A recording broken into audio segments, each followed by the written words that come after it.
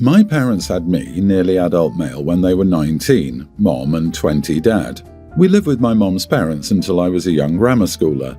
Then my parents moved the three of us into another house and told me the reason was because they were having another kid. My parents had 5 more kids in the almost 11 years since then. My parents don't know how to be parents, and my siblings don't know how to act.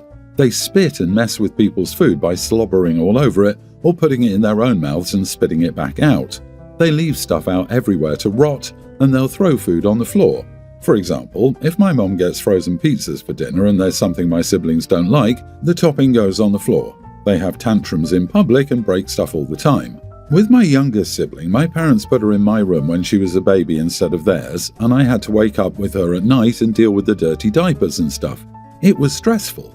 Plus, my parents are always trying to make me babysit. So last week, when my mom and dad announced mom was pregnant again, I called my grandparents so fast my head was probably spinning. I begged them to let me come live with them because I couldn't deal with it anymore. They were furious when they heard mom was expecting another kid and said yes immediately. I packed my essentials, including my passport and other papers, and left. My parents are angry because they don't have help and because I didn't talk to them about it. My grandparents dealt with my parents and their anger, but my parents called the cops on my grandparents twice already and they're threatening to sue them now. Am I the idiot? Not the idiot, and for reference, you're nearly an adult. The police aren't going to do anything, so just ignore your parents. They have no solid ground to stand on. Your parents are idiots for having a bunch of kids they don't take care of and not teaching them the basics of being human. Please check and lock down your credit, OP. This is good and important advice. Your credit rating can impact your future ability to buy a car, rent an apartment, or even get certain jobs. Make sure your parents can't steal your identity to open credit cards or get loans in your name. At your age, you're legally able to decide where you live in most places, and the cops aren't going to drag you back into free babysitter heck. And you can report your parents to CPS if you like.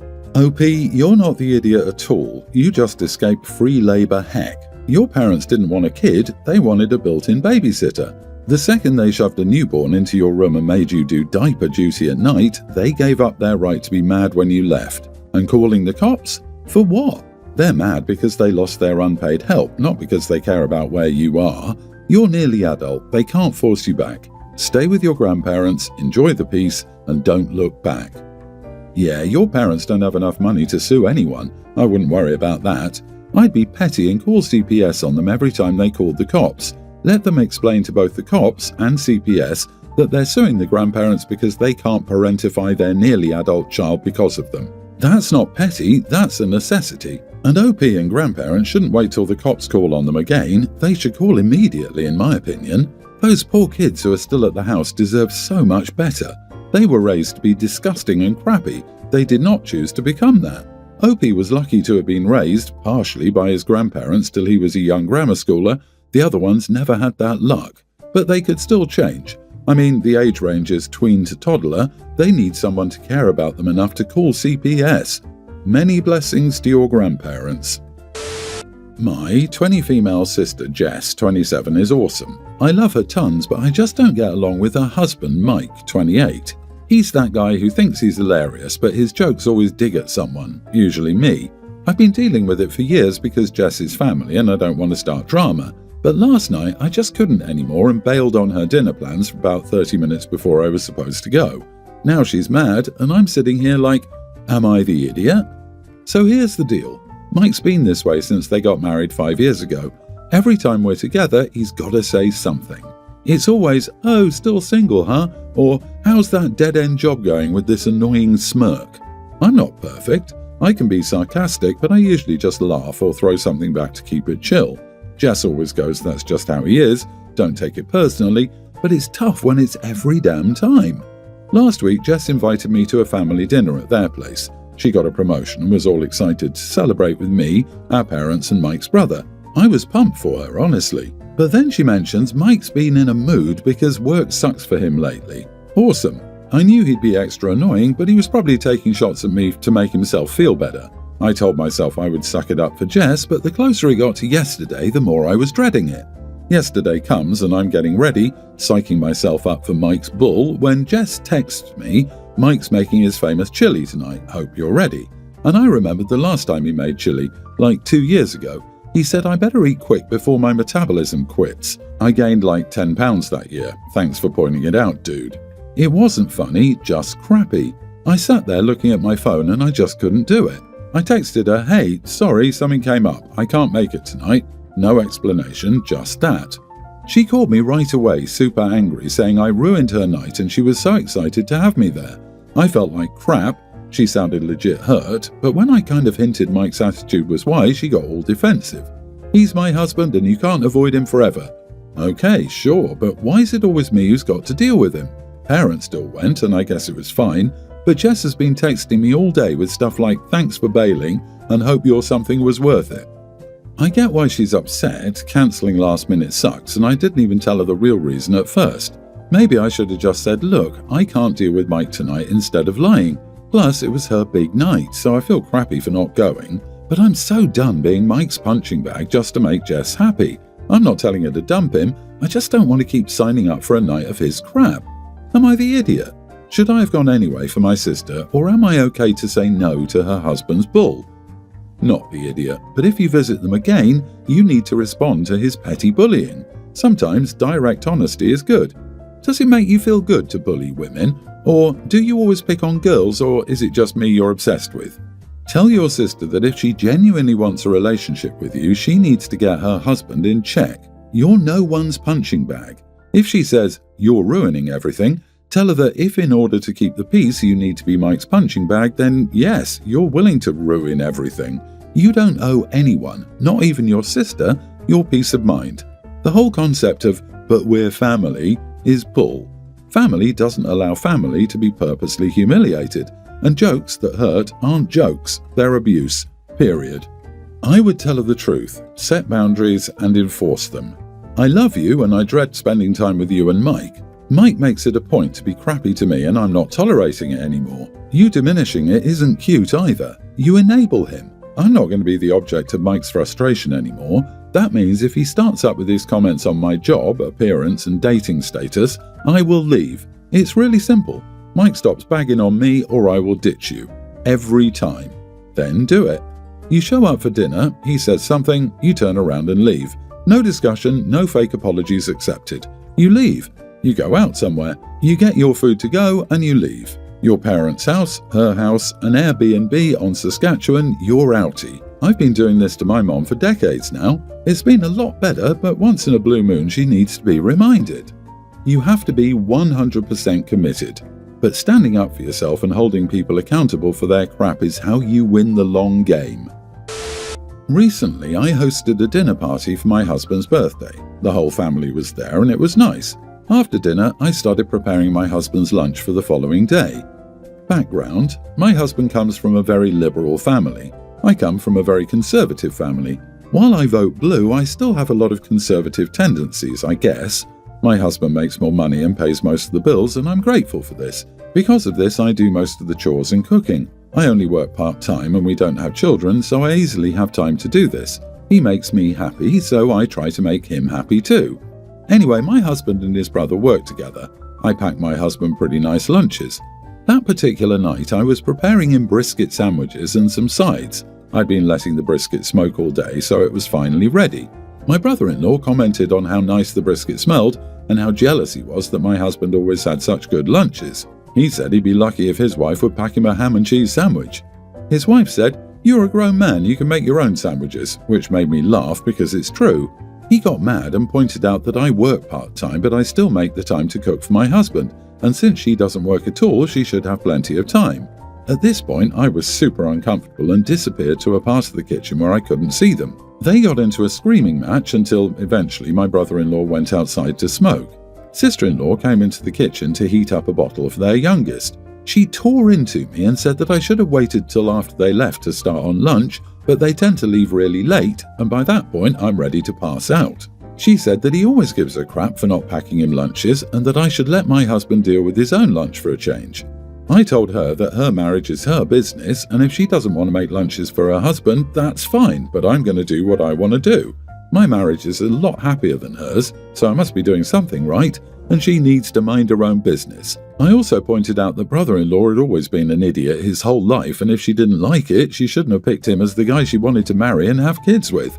Am I the idiot? The whole family kinda thinks sister-in-law is the idiot, but I've been feeling guilty.